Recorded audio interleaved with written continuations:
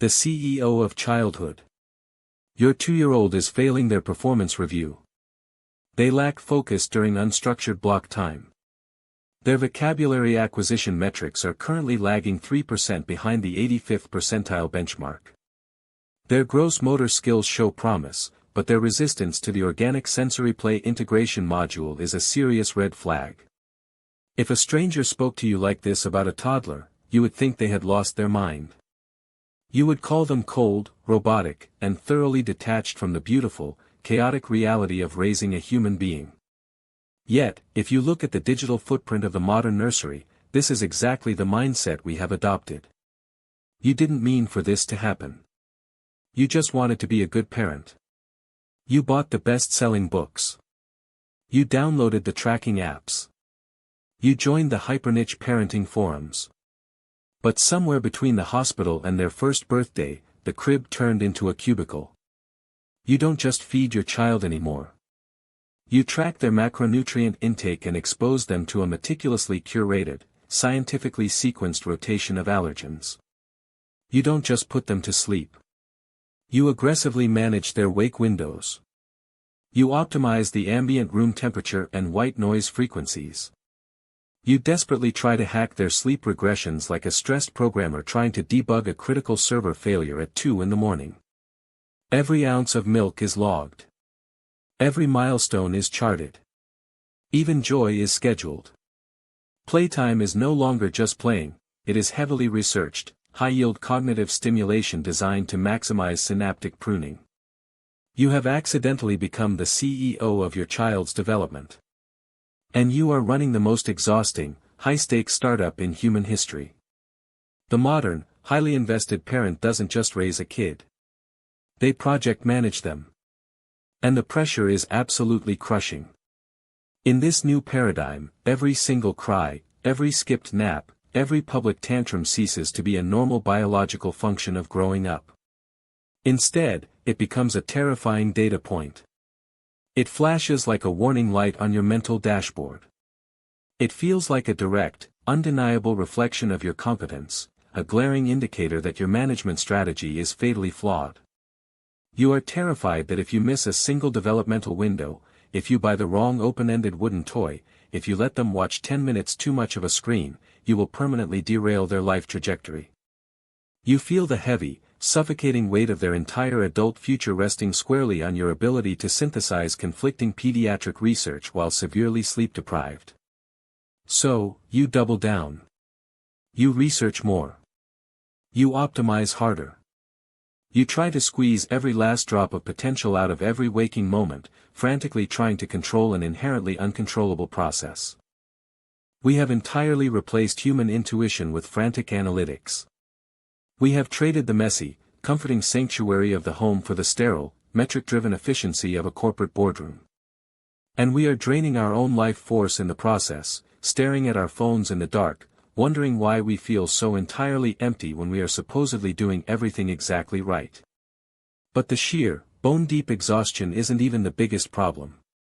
We've convinced ourselves that if we just gather enough data, we can engineer the perfect human. But what happens when you try to manage a developing brain like a Fortune 500 company? The result isn't just parental burnout. It's a hidden psychological trap that we are blindly walking right into. The ghost in the nursery. Why do we do this to ourselves? Why do we voluntarily chain our sanity to sleep tracking apps, developmental spreadsheets, and a relentless cycle of self-doubt? If you strip away the buzzwords, the organic sensory toys, and the hyper-curated aesthetics of modern parenting, you will not find a burning desire for academic superiority. You will find something much more primal. You will find fear. Every time you hover over your child, terrified of making the wrong choice, you are not really looking at them. You are looking at a ghost. The ghost is your own childhood. Our generation is arguably the most self-aware, therapy-fluent cohort of parents in human history. We know exactly what our parents did wrong. We remember the emotional dismissals. We remember the harsh discipline, the conditional love, the quiet neglect, or the explosive anger that dictated the temperature of our childhood homes. We have spent our entire adult lives unpacking the baggage handed to us by flawed people. We have made a silent, blood-sworn vow. The cycle ends with me. This is the raw, unspoken engine driving the modern optimization machine. We are not just trying to raise capable adults. We are desperately trying to build a psychological time machine. We are attempting to retroactively heal our own inner child by ensuring our actual child never experiences a single moment of the pain we felt. Because of this profound fear of repeating history, we shift our primary objective. We stop raising them, and we start curating them. We grew up in an era where children's feelings were rarely the center of the universe. So, we swung the pendulum entirely in the opposite direction. Now, the toddler's emotional state dictates the gravitational pull of the entire household. You act as a full-time emotional bodyguard. You stand between your child and the natural friction of the world, swatting away boredom, intercepting minor disappointments, and buffering them from the devastating reality of the word no. If they are sad, you rush in with an avalanche of active listening and emotional validation, secretly terrified that letting them process negative emotions alone for 3 minutes will inflict permanent psychological scarring. If they fail at a simple task, you immediately reframe it, cushion it, and distract them from the sting of inadequacy. You treat everyday frustration like it is a toxic spill. It must be contained, sanitized, and neutralized before it can contaminate their developing psyche. It takes an immense, paralyzing amount of cognitive energy to constantly audit your own parenting in real time. You police your own tone. You swallow your own exhaustion. You run every spontaneous reaction through a mental filter of best practices before you let it escape your mouth. You become a human shock absorber, taking every tiny bump in the road and absorbing the violent impact straight into your own nervous system, just so your child never has to feel the jolt. It is a beautiful, deeply loving intention. It is also entirely unsustainable. In our desperate attempt to shield our children from the pain of our own pasts, we believe we are building them a bulletproof armor. But we aren't. We are actually introducing a brand new threat into the home. And the first casualty of this new threat isn't even the child. The boardroom marriage. The first casualty of hyper-optimized parenting is your partnership. Before the baby arrived, your home was a sanctuary. It was the one place on earth where you could drop your guard, take off your armor, and simply exhale. Now, it is a 24-hour command center. It is a high-pressure office that never closes, staffed by 2 profoundly exhausted co-managers who are drowning in conflicting performance metrics. Romance has been entirely replaced by logistics. Intimate evening conversations have devolved into tense, hushed strategy meetings over the green night vision glow of a baby monitor.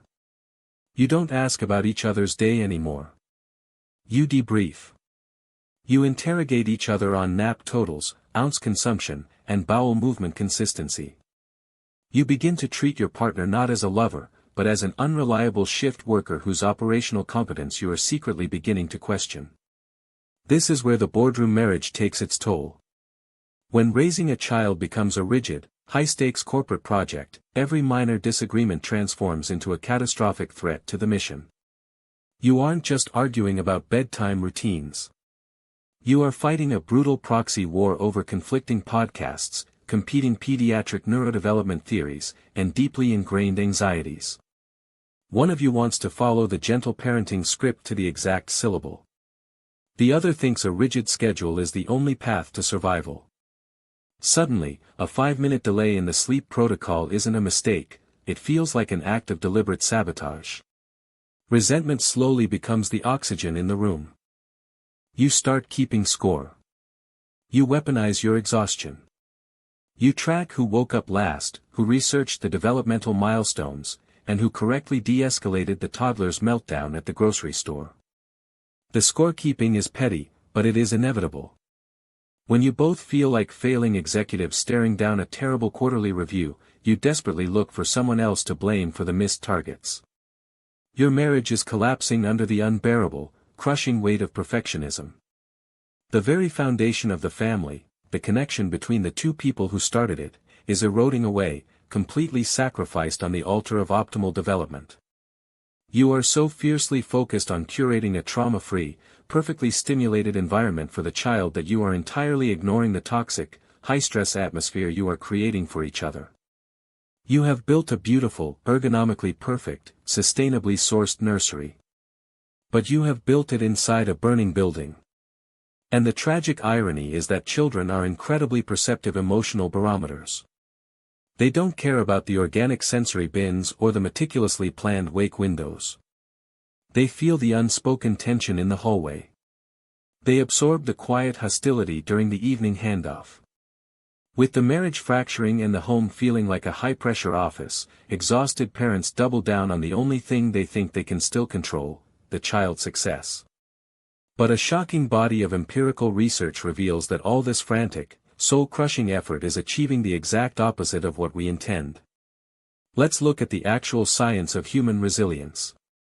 For decades, developmental psychologists have been observing a disturbing trend. As parents became more involved, more educated, and more fiercely protective of their children's emotional well-being, the children themselves did not become happier. In fact, they became unprecedentedly anxious. To understand why, you have to understand how the human psyche actually grows. Think of emotional resilience exactly like a biological immune system. If you lock a child in a perfectly sterile, hermetically sealed room from birth, they will never catch a cold. But the moment they step outside and encounter a single, everyday microbe, their unpracticed immune system will completely collapse. Your child's mind works the exact same way. Psychological immunity is not built in a vacuum. It is forged in the fires of minor adversity. It requires exposure to manageable friction. When you curate a life completely devoid of struggle, you are creating a sterile emotional environment. When you rush in to mediate every tiny playground dispute, you rob them of the chance to learn conflict resolution. When you immediately replace a broken toy so they don't cry, you steal their opportunity to process grief and adapt to loss. When you schedule every waking minute with high-yield enrichment activities, you completely eradicate boredom. And boredom is not a failure of parenting. Boredom is the biological prerequisite for imagination. It is the crucial, uncomfortable empty space where a child is forced to discover who they actually are, rather than just consuming what is meticulously placed in front of them. We have shifted from helicopter parenting, hovering over them in a state of constant panic, to snowplow parenting. We drive aggressively ahead of our children, violently clearing away every obstacle, every disappointment, and every sharp edge before they can even perceive it. We are trying to clear the path for the child. But in reality, we have entirely failed to prepare the child for the path. Because eventually, the snowplow runs out of gas. Eventually, they will leave your perfectly optimized ecosystem. They will face a teacher who doesn't validate their feelings. They will face a boss who doesn't care about their sensory preferences.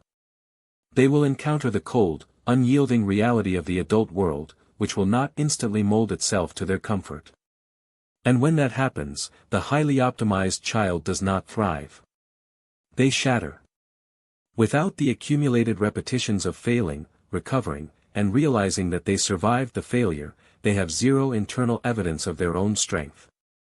They subconsciously internalize your constant, frantic intervention as a terrifying, unspoken message: the world is incredibly dangerous, and I am fundamentally incapable of handling it alone. By frantically trying to shield them from anxiety, we have effectively manufactured it. This is the profound relief you have been desperately searching for. You can stop. The spreadsheets, the frantic late-night research, the crushing guilt over a missed developmental window, none of it is actually building a better adult. It is merely feeding your own anxiety while actively dismantling their natural resilience. We have spent all our energy trying to eliminate struggle, only to discover that a lack of struggle is exactly what breaks them. If perfection is a poison disguised as a cure, then what is the antidote? The answer is a radical psychological concept that goes against every single instinct a modern parent possesses.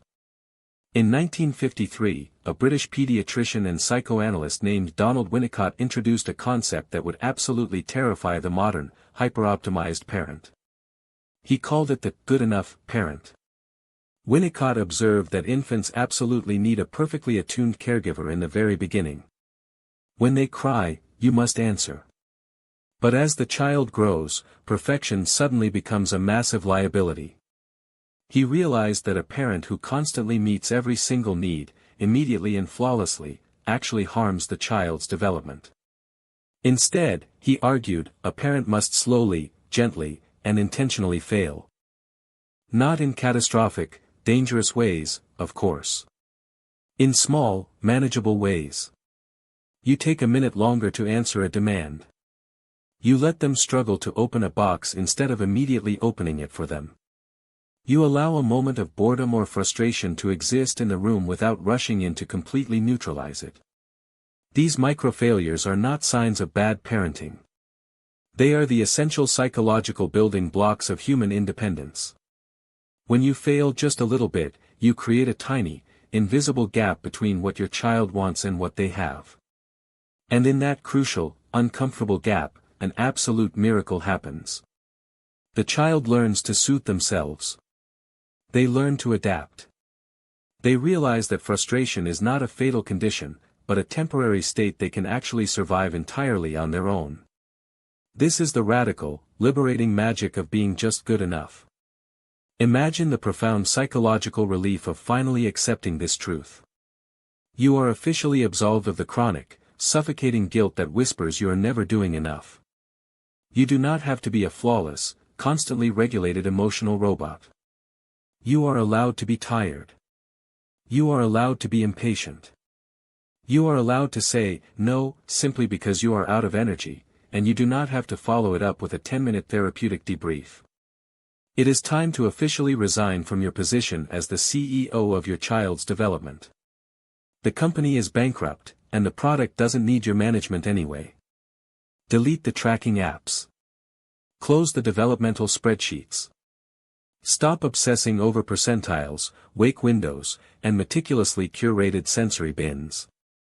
When you drop the metrics, your home stops being a corporate boardroom and becomes a sanctuary again. Your marriage can finally breathe. Your child does not need a project manager. They do not need an emotional bodyguard. They just need a wildly imperfect human being who loves them deeply, but who trusts them enough to let them fall. Your sheer exhaustion is the final proof that the optimization experiment has failed.